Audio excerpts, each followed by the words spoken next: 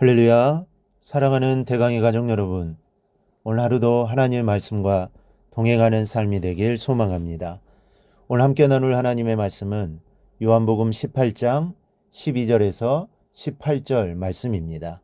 이에 군대와 천부장과 유대인의 아랫사람들이 예수를 잡아 결박하여 먼저 안나스에게로 끌고 가니, 안나스는 그 해의 대제사장인 가야바의 장인이라. 가야바는 유대인들에게 한 사람이 백성을 위하여 죽는 것이 유익하다고 공고하던 자르라. 시몬 베드로와 또 다른 제자 한 사람이 예수를 따르니, 이 제자는 대제사장과 아는 사람이라. 예수와 함께 대제사장의 집들에 들어가고 베드로는 문 밖에 서 있는지라.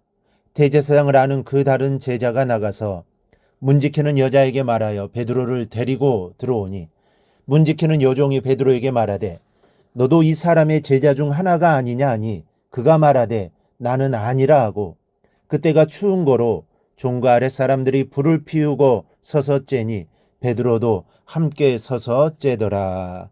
아멘. 오늘 본문은 드디어 인류 최대의 비극이 시작되는 순간입니다. 12절을 보니 예수님이 결박을 당하여 붙들려가는 장면이 나오고, 13절 이하에는 가야바 법정의 모습이 나옵니다. 예수님은 죄가 없으셨음에도 불구하고 인류를 구원하시기 위해 십자가를 향해 걸어가셨습니다. 이때 예수님을 따라갔던 두 제자가 있었습니다. 15절을 보니 시몬 베드로와 또 다른 제자 한 사람이 예수를 따르니라고 했습니다. 사도 요한은 요한복음을 집필하면서 자기의 이름을 드러내지 않는 겸손을 보이고 있습니다. 또 다른 제자 하나는 바로 요한복음의 저자 이 사도 요한을 가리키는 것입니다. 예수님이 가야바 법정에 끌려가셨을 때 요한과 베드로 두 사람만이 그곳으로 따라갔음을 알 수 있습니다. 그런데 이 공간복음에는 끌려가는 예수님을 베드로 혼자서만 뒤따른 것처럼 묘사되어 있지만, 요한은 자신도 예수님의 신문석상에 있었음을 밝히고 있습니다. 이는 예수님이 메시아됨을 보여주는 그 신문 현장에 자신이 직접 있었으므로 자신의 기록이 신빙성이 있음을 암시해주는 장면이기도 합니다. 즉, 누구에게서 들은 것이 아니라 자신이 직접 목격한 사실이라는 것입니다. 그리고 본문에서 예수를 따르니라는 이 표현은 단순히 누군가를 뒤에서 따라갔다라는 의미가 아니라 예수님을 계속해서 따르고 있었다라는 의미입니다. 이것은 위험이 따르는 모험입니다. 어쩌면 그들은 예수와 똑같이 죄수의 몸이 될 수 있습니다. 그럼에도 불구하고 그들은 예수님의 뒤를 쫓아갔습니다. 누가 무슨 말을 하더라도 이것은 용기 있는 행동이었으며, 정말 중심으로 예수님을 사랑하지 않고서는 취할 수 없는 행동입니다. 이 당시에는 유대교와 맞서는 다른 종교인들을 마구 죽였습니다. 그래서 스데반 집사도 죽었고, 사도 바울도 이단으로 몰려서 죽을 고비를 수없이 넘겼습니다. 바로 이 시대가 이랬습니다.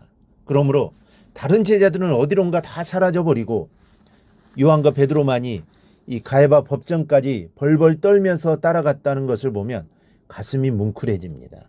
그러므로 우리는 이 베드로의 실패한 단면을 보기 전에 그의 예수에 대한 사랑과 이에 이끌린 용기 역시 우리는 높이 사야 할 것입니다. 그런데 바로 이 장소에서 가슴 아픈 일이 벌어지고 말았습니다. 15절을 보면 다른 제자는 대제사장을 알고 있었기 때문에 그 안으로 들어갔고, 베드로는 문 밖에서 벌벌 떨고 있었습니다. 이때 요한이 베드로를 안으로 들어오도록 했습니다. 여기까지는 좋았습니다. 문제는 바로 거기에서 베드로가 예수님을 부인하고 말았던 것입니다. 마태복음 26장 74절을 보면 그가 저주하며 맹세하여 이르되 나는 그 사람을 알지 못하노라 하니 닭이 곧 울더라 라고 했습니다.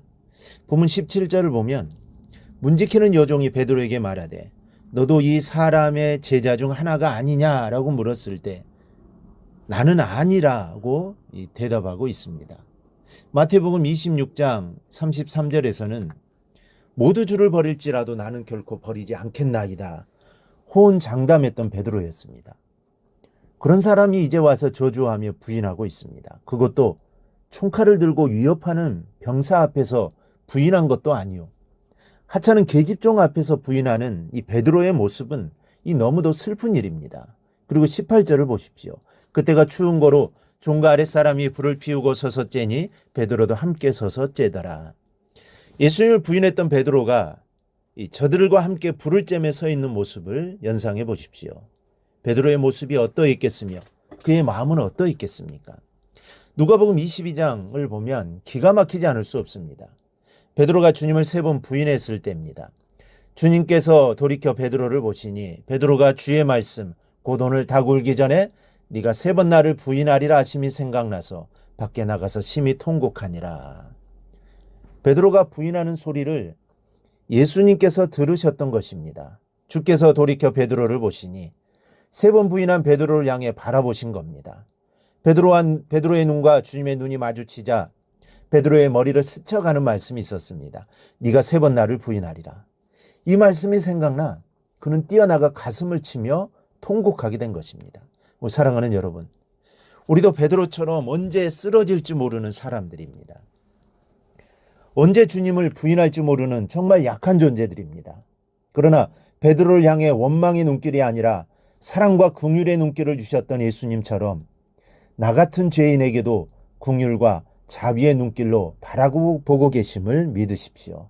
그리고 우리도 베드로처럼 회개하며 새로이 태어나는 주님의 자녀들이 되어야 하겠습니다. 그래야 성령을 받은 후 베드로가 귀하게 쓰임받았듯이 저와 여러분 모두도 연약하지만 나를 강하게 하시는 주님을 의지하여 주님께 귀하게 쓰임받는 믿음의 사람들이 되기를 주님의 이름으로 축원합니다. 오늘 묵상한 말씀을 굳게 잡고 삶으로 실천하며 살아내는 대강의 모든 성도들이 되기를 축복합니다.